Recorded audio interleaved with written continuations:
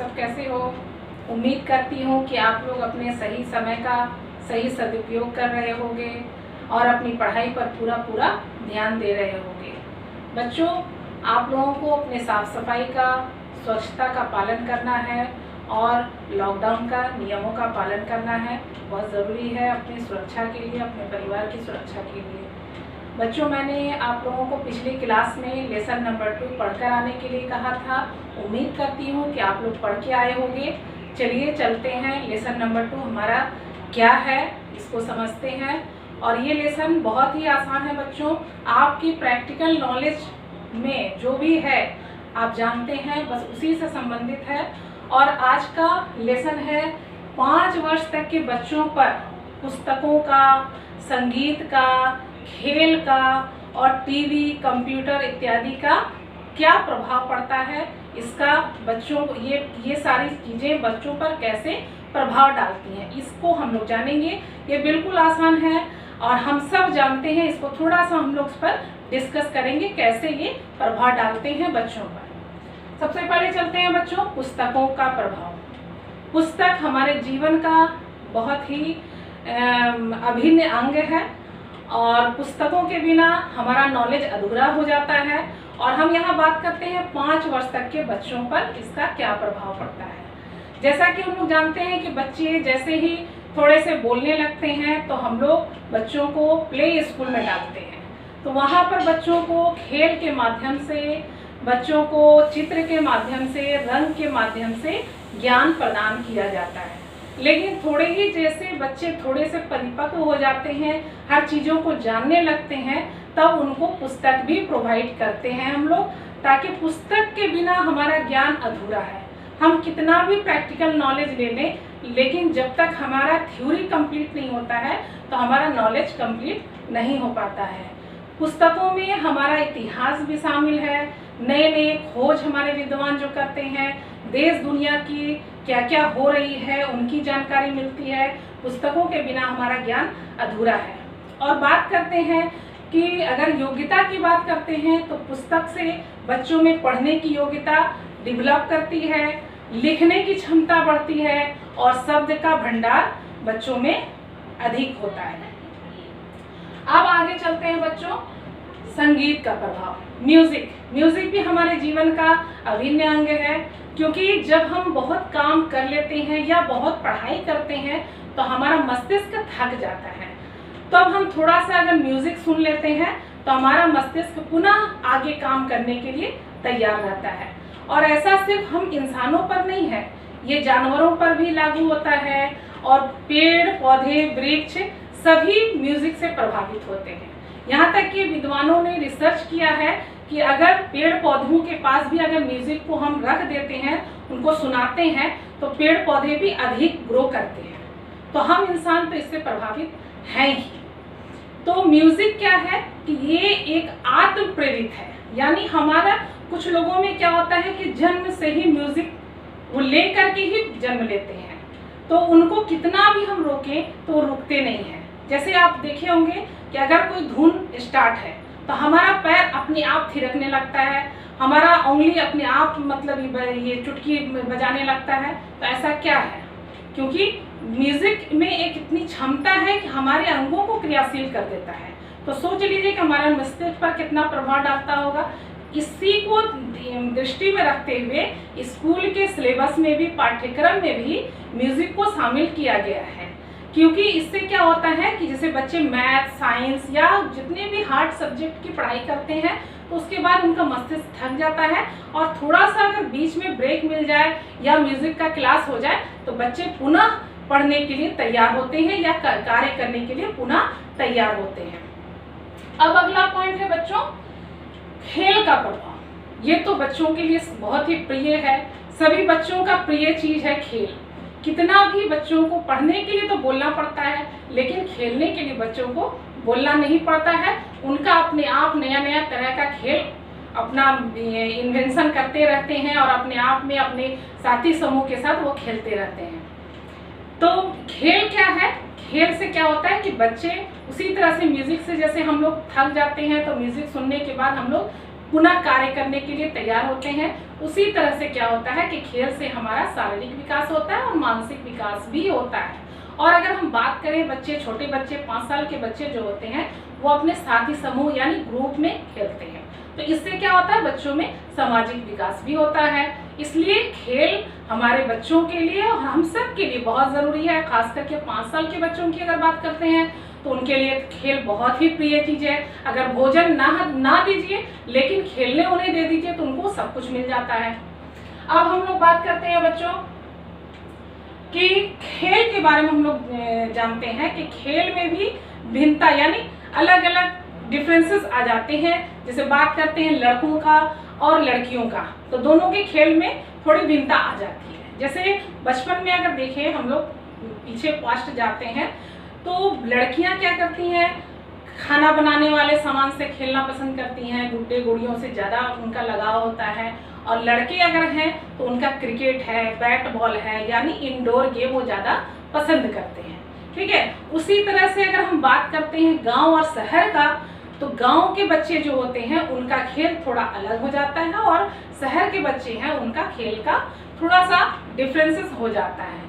जैसे अगर बात करते हैं गांव का, तो गांव में बच्चे क्या करते हैं, कबड्डी खेलते हैं, ठीक है, लुका छिपी खेलते हैं, या खो खो अभी हमारे राज्य का बहुत ही प्रिय खेल है खो खो, वो खेलते हैं। लेकिन अगर शहरी बच्चों की बात करते हैं तो बच्चों का थोड़ा सा होश संभालते हैं, उनके हाथ में बॉल होता है, बैट होता है, क्रिकेट, फुटबॉल, ये सब बच्चे ज़्यादा पसंद करते हैं। तो उसी तरह से यहाँ थोड़ा सा आर्थिक स्थिति का भी प्रभाव खेल पर पड़ता है। जैसे मान लेते हैं कि किसी बच्चे के माता पिता का इनकम, आर्थिक स्थिति थोड़ी कमज़ोर है, तो उनका खेल थोड़ा सा अलग हो जाता है। जैसे घर के बेकार पड़ी हुई चीज़ों से बच्चे खेलते हैं। और अगर माता पिता अधिक थोड़ा सा अमीर हैं या उनकी आर्थिक स्थिति अच्छी है तो वो महंगे महंगे खिलौने से खेलते हैं। तो आगे डिटेल में बच्चों जानते हैं कि खेल को प्रभावित करने वाले कारक क्या क्या हैं जो बच्चों के खेल को प्रभावित करते हैं। तो पहला है शारीरिक स्वास्थ्य। शारीरिक स्वास्थ्य की बात करें तो अगर बच्चों की शारीरिक स्वास्थ्य अच्छी है, बच्चे अगर हेल्दी हैं, बहुत स्ट्रांग हैं, ताकतवर हैं, तो वो उनका खेल में भी प्रदर्शन अच्छा रहता है। फिर है यौन, यौन यानी लिंग। जैसे हम पीछे भी आपको डिस्कस करते हुए आए हैं कि लड़के और लड़की, स्त्रीलिंग और पुल्लिंग, 2 लिंग होते हैं। तो लड़कों का और लड़कियों का दोनों का खेल थोड़ा डिफरेंट हो जाता है। लेकिन आज के युग में लड़कियां भी लड़कों से कम नहीं है। अगर लड़के क्रिकेट खेलते हैं तो लड़कियां भी क्रिकेट खेल रही हैं, लेकिन थोड़ा सा अंतर हो जाता है। फिर है बुद्धि। अगर बच्चों में बुद्धि का विकास अधिक है, बच्चे बहुत तेज बुद्धि के हैं, तो उनका खेल भी स्ट्रॉन्ग दिखता है, खेलने में भी उनकी क्षमता अधिक होती है, उनका प्रदर्शन अच्छा रहता है और हमेशा वो मतलब जीत ही हासिल करने की कोशिश में रहती हैं और जीतते भी हैं। फिर है सामाजिक आर्थिक स्तर। इसका भी हम लोगों ने डिस्कस कर लिया कि बच्चों का अगर माता पिता का आर्थिक स्थिति अच्छी है, उनका समाज में अच्छा पकड़ है, तो उनका बच्चों के खेल पर भी स्पष्ट दिखाई देता है कि बच्चे अमीर घर से हैं या बच्चों के माता पिता की इस आर्थिक स्थिति सही नहीं है। और अगर बच्चों के माता पिता की सामाजिक स्थिति अच्छी है, उनका समाज में पकड़ है, तो वैसे बच्चे क्या होते हैं कि खेलकूद में भी आगे आते हैं। फिर है खाली समय। खाली समय इसलिए मैं बात करती हूँ कि बच्चे तभी ज़्यादा खेलते हैं या उनको अगर खाली समय मिलता है, जैसे कि गर्मी की छुट्टियों में, या मतलब बच्चे जब स्कूल से आते हैं, अपने ट्यूशन कर लेते हैं, पढ़ाई करने के बाद उनको 1 घंटा का समय मिलता है, उस समय का वो सदुपयोग करते हैं। और बहुत से बच्चे क्या होते हैं कि उनको पढ़ाई का अधिक ज़्यादा प्रेशर रहता है। खास करके आजकल स्कूलों में, प्राइवेट स्कूलों में इतना ज़्यादा होमवर्क दिया जाता है कि बच्चों को समय नहीं मिल पाता है, इसलिए बच्चे इंडोर गेम खेलने के लिए नहीं जा पाते हैं। लेकिन माता पिता को भी चाहिए और शिक्षकों को भी चाहिए, स्कूल को भी चाहिए कि बच्चों को पढ़ने के साथ साथ खेलने की प्रवृत्ति में भी अधिक थोड़ा सा रुझान दिया जाए। इससे क्या होता है कि बच्चे का शारीरिक और मानसिक और सामाजिक तीनों विकास होता है। फिर है वातावरण। वातावरण का भी प्रभाव पड़ता है। आप जैसे वातावरण में रहते हैं, जैसा इन्वायरमेंट में रहते हैं, तो आपका भी खेल पर भी असर होता है। अगर मान लेते हैं कि आप बहुत अच्छे फैमिली से बिलोंग करते हैं, आपके आसपास के मतलब लोग, पड़ोसी आपके अच्छे हैं, सारे बच्चे खेल रहे हैं, तो उससे क्या होता है कि बाकी बच्चे भी इंस्पायर्ड होते हैं, उनमें भी खेलने की या कुछ करने की, क्योंकि खेल में भी आजकल बच्चे अपना करियर बना रहे हैं, तो उसका असर दूसरे बच्चों पर भी पड़ता है। फिर है खेल के साधन।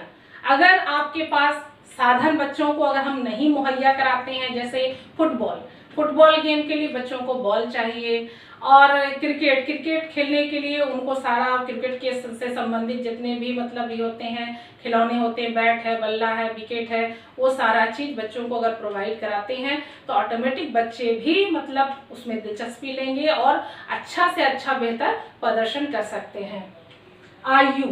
आयु भी प्रभावित करती है। जैसे यहाँ हम लोग बात कर रहे हैं बच्चों के 5 साल तक के बच्चों पर खेल का क्या प्रभाव पड़ता है। तो 5 साल के बच्चे क्या होते हैं कि अपने ग्रुप में खेलना ज़्यादा पसंद करते हैं। मैं अपने दोस्त साथी संगत को अपना ग्रुप बनाते हैं और उस ग्रुप में खेलते हैं, और वो क्या करते हैं, खेल के नियमों का पालन करते हैं और सीख रहे होते हैं। और जैसे जैसे बच्चे बड़े होते जाते हैं, उनका खेल भी बड़ा होता जाता है और स्ट्रांग खेलते हैं, और उनका मतलब खेल के पीछे एक जीत का लक्ष्य होता है कि हमें जीतना है। और थोड़े से बच्चे अगर किशोरावस्था में पहुंच जाते हैं, तो उस समय क्या होता है कि वो उस चीज़ में अगर बच्चों में दिलचस्पी अधिक है, जैसे कुछ बच्चों को क्रिकेट ज़्यादा पसंद होता है, कुछ बच्चों को फुटबॉल खेलना ज़्यादा पसंद होता है, कुछ बच्चों को चेस, तो जिसका जो पसंद है उसमें वो कैरियर बनाने का प्रयास करते हैं। फिर है साथी समूह। अगर बच्चों का साथी समूह से आप लोगों को थोड़ा सा मैं बताना चाहती हूँ बच्चों, कि बच्चों के कैरियर पर, बच्चों के विकास पर उनका साथी समूह का बहुत बड़ा प्रभाव पड़ता है। क्योंकि आपका सर्कल, आपके आसपास के जो बच्चे हैं, आपके दोस्त हैं, आपके समूह है, जैसा रहेगा बच्चों पर वैसा प्रभाव पड़ेगा। इसलिए आप लोगों को भी अपना दोस्त बनाने से पहले सोचना है कि हमको अच्छे बच्चों के साथ दोस्ती करना है। मान लेते हैं कि कुछ बच्चों में थोड़ी सी गलत बिहेवियर होती है या गलत प्रवृत्ति करते हैं, तो उससे क्या करना है कि आपको बच के रहना है, ठीक है। और माता पिता को भी चाहिए कि समय समय पर अपने बच्चों पर थोड़ा सा निगाह रखें कि बच्चे का साथी समूह कैसा है, और बच्चे कहाँ जा रहे हैं खेलने के लिए, उनका ग्रुप कैसा है, ठीक है। अगर मान लेते थोड़ा सा मतलब लगे कि नहीं ग्रुप सही नहीं है, तो बच्चों को समझाने का प्रयास करना है और उनका काउंसलिंग करना है। तो ये सब करते बीच बीच में होना चाहिए ताकि बच्चा मिसगाइड ना हो सके।